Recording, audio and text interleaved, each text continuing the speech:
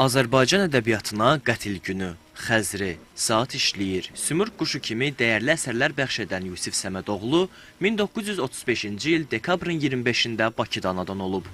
Görkəmli şair Səməd Vurğunun qələminin sehrinin himayəsində böyüyən Yusif Vəkilov yaradıcılığında ilk olaraq atasından bəhrələnib. Publisistik fəaliyyətlə də məşğul olan yazıcı Azərbaycan Ulduz jurnallarının baş redaktoru olub. Azərbaycan Film Kino Studiyasının direktor müavini vəzifəsində çalışıb.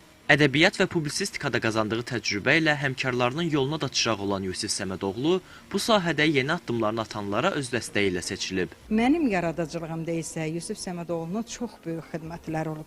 1993-cü ildə o mənim ilk dəfə 3 nöqtə povestimi çap elədi Azərbaycan jurnalında. Sonra Səbət povestim 96-cı ildə çap olundu. O artıq Milli Məclisdə idi, amma onun nüfuzu və himayəsini bu əsər hiss etdi.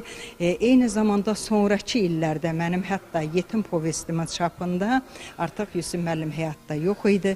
Amma Vaqif müəllim dedi ki, Yusifin əlini qoyduğu bir imzaya biz hökmən yol açmalıyıq.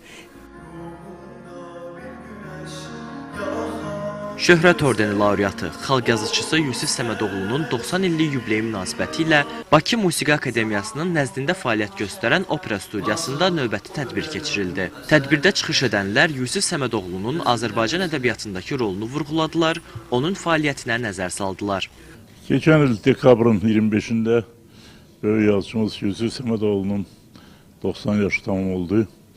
Bir sıra tədbirlər keçirildi. Bugün ise bu tədbirlərin zirvəsini burada biz keçirdirik. Bu opera studiyasında. Yusif Azərbaycanın çox böyük bir yazıcısıydı. Çox işıqlı bir insanıdır. Zəngin mənəviyyata malik olan bir dostudur. Mənim də ən yaxın dostlarımdan biriydi. Niyyətimiz yazıcının yubileyində həm də onun həm bioqrafiyasına, həm də yaradıcılığına yenidən nəzər salmaq idi və əlbəttə ki, Yusif Səmədoğlunun həm Qətil günü kimi fundamental əsəri, həm hekayələri, həm ssenari müəllifi olduğu filmləri onun haqqında bol-bol, doya-doya, necə deyərlər, danışmaq üçün mövzu verirdi və bir daha əmin olduq ki, Yusif Səmədoğlu sevərlər, nəsildən nəsilə bu sevgi ötürülür və Yusif Səmədoğlu sevərlər olub və həmişə olacaq. Qeyd edək ki, 2025-ci ildə Azərbaycan Respublikası Prezidenti İlham Əliyev xalq yazıçısı Yusif Səmədoğlunun 90 illiyinin qeyd edilməsi haqqında sərəncam imzalayıb. Oruc Ələsgərov, Nəmət Məmmədov, Rüstəm Məmmədov, Mədəniyyət xəbərləri.